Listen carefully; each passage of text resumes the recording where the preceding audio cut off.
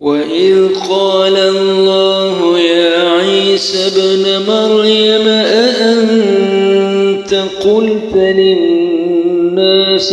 اتخذوني وأمي إلهين من دون الله قال سبحانك ما يكون لي أن أقول ما ليس لي بحق إن كنت قلته فقد علمته تعلم ما في نفسي ولا أعلم ما في نفسك إنك أنت علام الغيوب ما قلت لهم إلا ما أمرتني به أن اعبدوا الله ربي وربكم وكنت عليهم شهيدا ما دمت فيهم فلما توفيتني كنت أنت الرقيب عليهم وأنت على كل شيء شهيد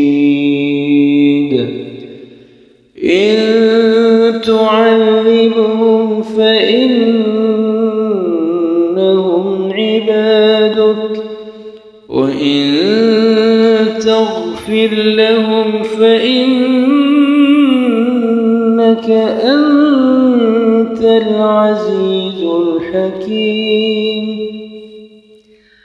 قال الله هذا يوم ينفع الصادقين صدقهم لهم جنات تجري من تحتها الأنهار خالدين فيها أبدا رضي الله عنهم ورضوا عنه ذلك الفوز العظيم لله ملك السماوات والأرض وما فيهن